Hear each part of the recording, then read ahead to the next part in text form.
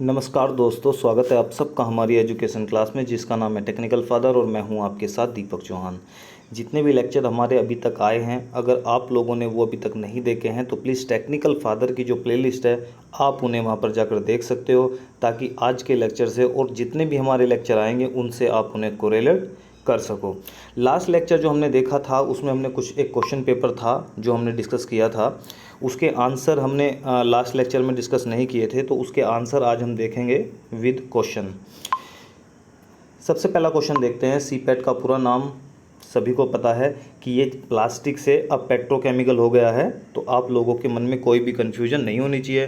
तो इसका जो आंसर होगा वो बी सही होगा, यानी कि central institute of petrochemical engineering and technology. तो ये इसका सही आंसर होगा। नेक्स्ट क्वेश्चन देखते हैं। निम्न में से किस रॉ मटेरियल की एमएफआई नहीं की जाती है? तो इसमें ऑप्शन दिए हुए हैं पीसी, पीवीसी, पॉम और एबीएस। तो इसका जो आंसर होगा वो सेकंड होगा कि पीवीसी जो होती है, पीवीसी मटेरियल की एमएफआई नहीं की जाती है। नेक्स्ट क्वेश्चन देखते हैं। निम्न में से कौन सा हीट सेंसिटिव प्लास्टिक मटेरियल होता है? हीट सेंसिटिव का मतलब होता है कि अगर उसे उसकी मेल्टिंग टेम्परेचर या फिर प्रोसेसिंग टेम्परेचर से अधिक थोड़ी भी हीट मिल जाती है तो वो क्या हो जाता है, डिग्रेड हो जाता है। उसकी जो कुछ स्पेशल प्रॉपर्टी होती है वो क्या हो जाती है, चेंज हो जाती है। तो पीवीसी क्या है, एक हीट सेंसिटिव मटेरियल है, क्योंकि अगर इसे हम क्या देते हैं, हीट थोड़ी ज़्यादा दे देते हैं तो इसमें से HCl जो गैस होती है वो निकल जाती है, और जो आप लोगों का पूरा कंपाउंड होता है वो फिर स्टेबल हो जाता है और उसकी जो पूरी की पूरी प्रॉपर्टी है वो चेंज हो जाती है। नेक्स्ट क्वेश्चन 6 देखते हैं। निम्न में से कौन से प्लास्टिक मटेरियल का जो घनत्व होता है वो ज़्यादा होता है? आई थिंक ये PTFE होगा। ठीक है, आप भी एक बार सर्च कर लीजिएगा या फिर चेक जरूर कर लीजिएगा। निम्न में से पॉलीकार्बोनेट का प्री ड्राइंग टेम्परेचर और प्री ड्राइंग टाइम, ये बहुत इंपॉर्टेंट क्वेश्चन है और कई बार इंटरव्यू वगैरह में या आप लोगों के क्वेश्चन पेपर में दिया भी जाता है। तो पॉलीकार्बोनेट का जो प्री ड्राइंग टेम्परेचर होता है और टाइम होता है, इसका फोर्थ ऑप्शन है वो बिल्कुल सही है। इसका प्री ड्राइंग जो टेम्परेचर होता है वो 120 डिग्री होता है, सेल्सियस होता है, और 3 से 4 घंटे के लिए आप इसे रख सकते हो। निम्न में से किस प्लास्टिक मटेरियल की जो हिंज प्रॉपर्टी होती है? हिंज का मतलब समझते हो? जैसे आप लोगों ने देखा कि शैम्पू की बोतल होती है, उसके ऊपर एक ढक्कन लगा होता है, उसे आप खोलो तो वो जिस नेक से जुड़ा होता है, जिस एक हिंज से जुड़ा होता है, उसे आप कितनी बार भी खोलो बंद करो, खोलो बंद करो, वो जो छोटा सा हिंज होता है वो टूटता नहीं है। तो इसीलिए माना जाता है कि जो पीपी होती है उसकी जो हिंज प्रॉपर्टी होती है वो बहुत अच्छी होती है, यानी कि इसे बार बार मोड़ने के बावजूद भी ये टूटता नहीं है। अगर आप लोगों से भी क्वेश्चन पूछा जाए तो आप पीपी का ही ऑप्शन चुनें। निम्न में से नायलॉन का मेल्टिंग टेम्परेचर कितना होता है? तो 265 होता है, तो आप लोगों को इसे भी ध्यान में रखना है। निम्न में से कौन सा प्लास्टिक मटेरियल लगभग 48 घंटे तक अपने जो डायमेंशन होती है या आकार होता है उसे लगभग चेंज करता रहता है? तो ऐसा कौन सा मटेरियल है? ये पॉम होता है। पॉम को क्या करते हैं, जो क्वालिटी वाले भी होते हैं वो 48 घंटे बाद ही इसे फाइनल या ओके या रिजेक्ट में डालते हैं, क्योंकि 48 घंटे तक ये चेंज होता रहता है।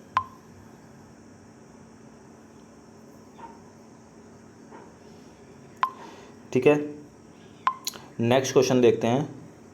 हीटर का काम क्या है? तो सभी को पता है कि हीटर क्या करता है, बैरल के ऊपर लगा होता है और बैरल को गर्म करता है, और बैरल से फिर सीधी हीट जो जाती है वो मटेरियल को मेल्ट करती है। नेक्स्ट क्वेश्चन है 12।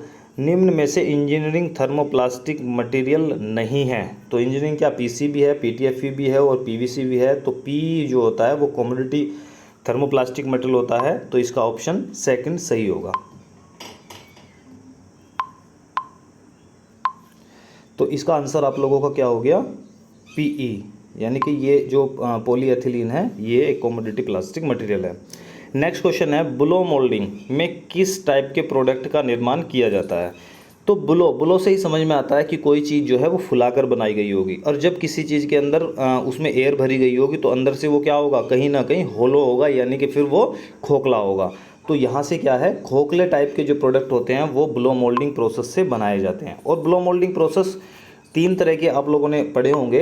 एक तो स्टेज ब्लो मोल्डिंग होती है, इंजेक्शन ब्लो मोल्डिंग होती है, और एक एक्सट्रूजन ब्लो मोल्डिंग होती है। तो तीनों जो होते हैं वो क्या होते हैं, खोखले टाइप के प्रोडक्टों का निर्माण करते हैं।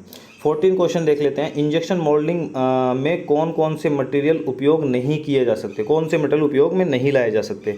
तो पीसी को तो आप चला सकते हो, पैड को भी चला सकते हो, पीवीसी को भी चला सकते हो, पीटीएफई का यूज़ आप लोग इंजेक्शन मोल्डिंग में नहीं करते हो। प्लास्टिक की खोज किस वैज्ञानिक ने की थी, तो ये अलेक्जेंडर पार्क्स हैं, ये भी आप लोगों को नोट कर लेना है। निम्नलिखित में से एक्सट्रूजन प्रोसेस में बैक प्रेशर को सहन करने का कार्य किसके द्वारा किया जाता है। आप लोगों को पता होना चाहिए कि जो बैक प्रेशर होता है उसका यूज़ इसलिए किया जाता है ताकि जो मटेरियल होता है उसकी जो मिक्सिंग है वो अच्छी हो सके। तो आप लोगों को क्या क्रिएट करना पड़ता है, बैक प्रेशर। ज़रूरी नहीं है कि किसी एक पर्टिकुलर चीज़ से ही आप बैक प्रेशर क्रिएट कर सकते हो, वो आप इंजेक्शन में अलग से कर सकते हो और जो एक्सट्रूजन होता है उसमें उसका प्रेशर क्रिएट करने का जो प्रोसेस होता है वो अलग होता है। तो जो बैक प्रेशर होता है वो उसे जो सहन करने का कार्य करता है वो थर्स्ट बेयरिंग करता है। ठीक, इसे आप लोगों को याद रखना है। नायलॉन 66 ये आप लोगों ने देख लिया ऊपर, मेल्टिंग टेम्परेचर 265 है, ये क्वेश्चन दोबारा आ गया। स्क्रू का कार्य क्या होता है ये आप लोगों को पता होना चाहिए, मटेरियल को मिक्स करने का कार्य होता है। अगर कार्य और भी बहुत सारे होते हैं, लेकिन अगर आप लोगों के ऑप्शन में जो चीज़ है आप उसे ही सेलेक्ट करोगे, बाकी को नहीं करोगे। ठीक है, तो यहाँ पर क्या चीज़ दी हुई है, मटेरियल को मिक्स करना। ठीक है, तो इसका आंसर हो जाएगा फर्स्ट। 19 है, निम्नलिखित में से एक्सट्रूजन प्रोसेस में बैक प्रेशर को उत्पन्न कौन करता है। भाई सहन तो थर्स्ट बेयरिंग करता है, लेकिन उत्पन्न कौन करता है। तो पहला क्वेश्चन है जो आप ऑप्शन है आप लोगों का, breaker plate, screen pack, die और थर्स्ट बेयरिंग। तो ब्रेकर प्लेट जो होती है उससे बैक प्रेशर को क्रिएट करने के लिए लगाया जाता है। फ्लैश क्यों आता है, तो फ्लैश के बहुत सारे कारण होते हैं जिसमें से कुछ दिए भी हुए हैं। ज़्यादा प्रेशर, इंजेक्शन प्रेशर ज़्यादा हो तो फ्लैश आ सकता है। क्लैंपिंग जो कम है जब भी फ्लैश आ सकता है। ज़्यादा तापमान होने पर फ्लैश आ सकता है, या फिर फोर्थ उपयुक्त सभी। तो इसका आंसर क्या हो जाएगा, उपयुक्त सभी। सारे ऑप्शन ही सही हैं। कॉमोडिटी थर्मोप्लास्टिक कौन से हैं, निम्न में से जो कॉमोडिटी थर्मोप्लास्टिक होते हैं वो कौन से हैं। पीसी है, नहीं है। एबीएस है, नहीं है। नायलॉन है, नहीं है। तो कौन सा आंसर हमारा सही हो जाएगा, फोर्थ। तो उपयुक्त में से कोई नहीं। स्क्रू में कितने जोन होते हैं, 1, 2, 3 या 4। तो स्क्रू में 3 जोन होते हैं। सबसे पहला जोन होता है फीड जोन, दूसरा होता है ट्रांजिशन जोन या फिर इसे क्या बोलते हैं, कंप्रेशन जोन, और थर्ड होता है मैट्रिंग जोन। ठीक है, मैट्रिक नहीं होता, वो मैट्रिंग होता है। होपर लोडर का कार्य क्या होता है, तो मटेरियल को होपर में भरने का काम ये होपर लोडर करता है। इसके नाम से ही पता लगता है किसी चीज़ को लोड करना। पॉलीथीन जो पॉलीएथिलीन है उसका मोनोमर क्या होता है, तो मोनोमर एथिलीन होता है। इंजेक्शन मोल्डिंग की खोज कब हुई थी, तो 1872 आप टिक करेंगे। प्राइमरी प्रोसेसिंग टेक्निक क्या होती है, तो इंजेक्शन मोल्डिंग प्राइमरी जो प्रोसेसिंग टेक्निक है, 3 तरह की जो टेक्निक है वो आप देखते हो प्रोसेसिंग में। तो पहली जो है उसका एग्जाम्पल इंजेक्शन मोल्डिंग मशीन है। नेक्स्ट, थर्मोप्लास्टिक मटेरियल कितने प्रकार के होते हैं, तो 3 प्रकार के होते हैं। कौन कौन से, पहला कॉमोडिटी थर्मोप्लास्टिक मटेरियल, दूसरा होता है इंजीनियरिंग और तीसरा होता है स्पेशलिटी।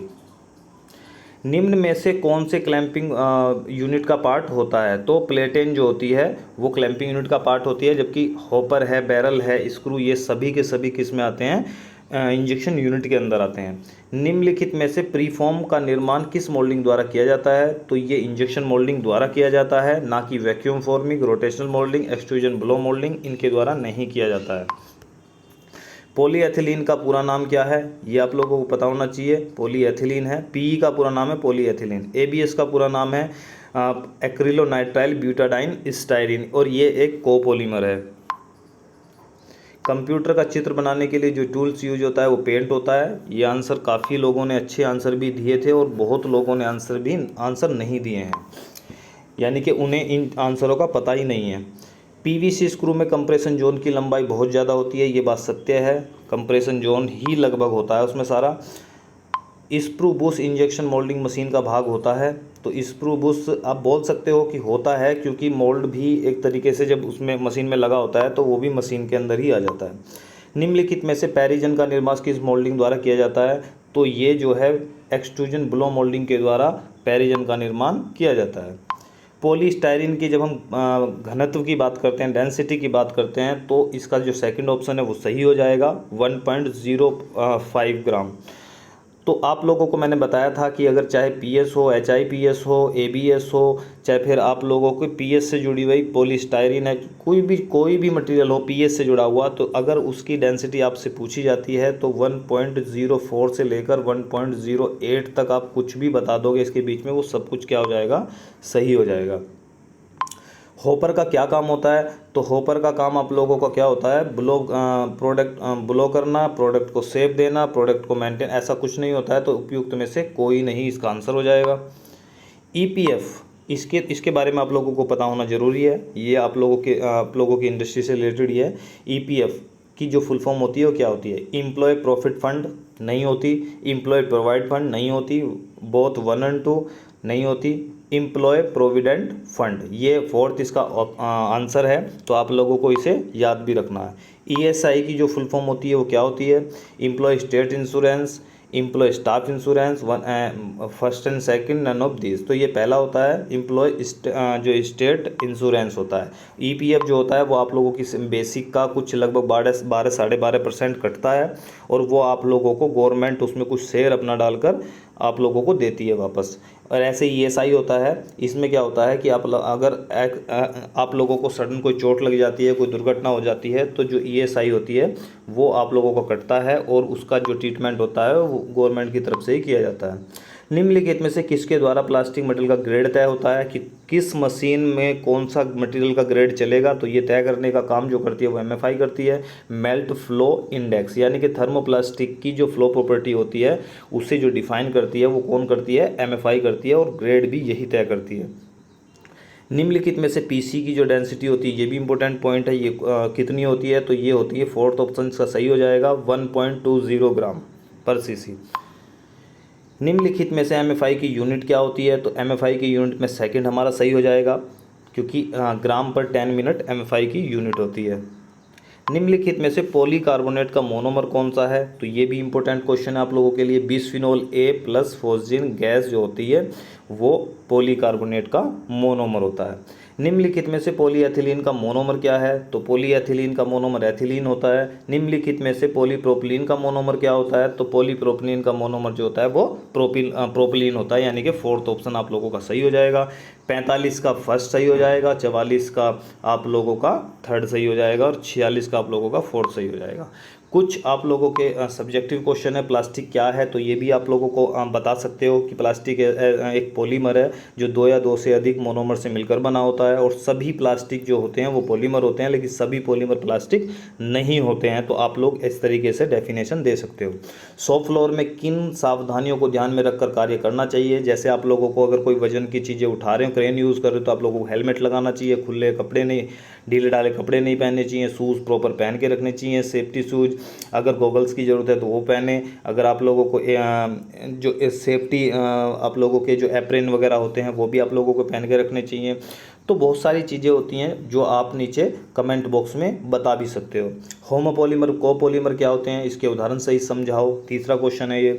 तो ये क्या होते हैं? जब 2 या 2 से अधिक समान मोनोमर मिलकर एक बड़ा पॉलीमर बनाते हैं तो उसे होमोपॉलीमर बोलते हैं। जब असमान मोनोमर मिलकर पॉलीमर बनाते हैं तो उसे कोपॉलीमर बोलते हैं। नेक्स्ट है थर्मोप्लास्टिक मटेरियल का MFI टेस्ट क्यों किया जाता है? तो थर्मोप्लास्टिक मटेरियल का MFI टेस्ट उसकी फ्लो प्रॉपर्टी को जानने के लिए किया जाता है। डेंसिटी की जो परिभाषा होती है वो आप लोगों को बतानी है, सूत्र बताना है। तो इसका जो फॉर्मूला होता है वो M/V होता है, ठीक है। थर्मोप्लास्टिक व थर्मोसेट प्लास्टिक को उदाहरण सही समझाइए। तो थर्मोप्लास्टिक और थर्मोसेट को बता सकते हो कि इसे रिसाइकलिंग कर सकते हैं, इसे नहीं कर सकते हैं, इसमें एक फिजिकल चेंजेस होते हैं, इसमें केमिकल चेंजेस होते हैं, इसमें क्रॉस लिंकिंग बॉन्ड बनते हैं, इसमें जो है सिंपल बॉन्ड बनते हैं, सिग्मा पाई वगैरह जो भी चीज़ें हैं, इसमें क्यूरिंग एजेंट यूज़ करके आप लोगों को थर्मोसेट बनाया जाता है, etc। इंजेक्शन मोल्डिंग प्रोसेस में आने वाले 7 दोष या डिफेक्ट को लिखो, 3 को कारण सही समझाओ। तो आप बता सकते हो कि क्या होता है? फ्लैश होता है, शॉर्ट होता है, सिल्वर होता है, सिंक मार्क होता है, सिंकेज होती है, बर्न मार्क होता है, बबल होता है। तो ये सारे के सारे क्या है? 7 के 7 हो गए हैं। और किन्हीं 3 को अगर आप लोगों को समझाना हो तो आप लोग समझा भी सकते हो कि उनका आने का कारण क्या होता है। एक्सट्रूजन प्रोसेस व इंजेक्शन प्रोसेस को अंतर को स्पष्ट कीजिए। तो एक्सट्रूजन प्रोसेस जो होता है वो लगातार या कंटिन्यूस चलने वाला प्रोसेस होता है, और जो इंजेक्शन होता है वो एक साइक्लिक प्रोसेस होता है। एक्सट्रूजन में आप लोग क्या यूज़ करते हो, डाई यूज़ करते हो, इसमें मोल्ड यूज़ करते हो। इसमें आप लोगों का एक तरीके से इंटरनल प्रेशर उतना नहीं रहता है, लेकिन इंजेक्शन में आप लोगों को इंजेक्ट करके पीस बनाना पड़ता है, तो हाई प्रेशर की ज़रूरत पड़ती है। दूसरा, इसमें स्क्रू लगातार घूमता है, इसमें स्क्रू लगातार नहीं घूमता है। तीसरी और नेक्स्ट है, इसमें फीड सिस्टम नहीं आता है, इसमें फीड सिस्टम आप लोगों को देखने को मिलेगा। तो बहुत सारे पॉइंट आप लोग बता सकते हो। मोल्ड के प्रकार की जब हम बात करते हैं तो 5 तरीके से हम लोगों को मोल्ड को देखते हैं। निम्नलिखित में से किसी एक एक्सट्रूजन प्रोसेस की क्रियाविधि समझाइए। तो एक्सट्रूजन ब्लो मोल्डिंग को आप समझा सकते हो, एक्सट्रूजन पाइप प्लांट के बारे में समझा सकते हो, और एक्सट्रूजन फिल्म प्लांट के बारे में आप बता सकते हो। इंजेक्शन मोल्डिंग मशीन का जो चित्र सहित वर्णन कीजिए, ये भी कर सकते हो। सिंपल है। शॉप फ्लोर में सावधानी है, इसे भी आप बढ़ाकर थोड़े पॉइंट अच्छे बना सकते हो, 10 12 15 पॉइंट जो भी आप लोगों को लगता है इंडस्ट्री में ये चीज़ें सेफ्टी में आती है। कुछ शॉर्ट नोट दिए हुए हैं यहाँ पर, इनके बारे में भी आप लोग शॉर्ट नोट लिख सकते हो, आपके एग्जाम में काम आ सकते हैं। शॉर्ट कैपेसिटी पे आप शॉर्ट नोट लिखिए, बैक प्रेशर पर शॉर्ट नोट लिखिए, स्क्रीन पैक, ब्रेकर प्लेट क्या होती है, फीड सिस्टम क्या होता है, स्क्रू क्या होता है, क्लैंपिंग फोर्स क्या होता है, नोजल क्या होता है, इसके काम क्या होती हैं, कितने प्रकार के होते हैं, इन सब पर भी आप शॉर्ट नोट लिख सकते हो। ठीक है। अगर आप लिखना चाहते हो तो नीचे कमेंट बॉक्स में सारी चीज़ें लिखकर आप लोग मुझे ज़रूर बताएं कमेंट में। तो आज का जो आप लोगों का डिस्कशन था वो इतना ही रहने वाला है। अगर आप वीडियो से आप लोगों को फ़ायदा हुआ है, वीडियो आप लोगों को अच्छी लगी है, तो वीडियो को लाइक ज़रूर कर दिया करें। सॉरी, लाइक से फ़ायदा क्या होता है कि जो चीज़ आप लोगों को मिल रही है, अगर आप उसे लाइक करते हो तो और भी लोगों के पास ये पहुंचती है और उन्हें भी बेनिफिट होता है आपकी तरह। अगर आप सेल्फिश हैं तो लाइक ना करें, शेयर भी ना करें। क्यों? क्योंकि आप नहीं चाहते कि किसी दूसरे को भी इसका बेनिफिट हो। तो चैनल पे अगर आप नए हैं तो चैनल को सब्सक्राइब कर लें। तो आज के लिए इतना ही, मिलते हैं नेक्स्ट लेक्चर में। जब तक के लिए दीजिए हमें इजाज़त। जय हिंद, जय भारत।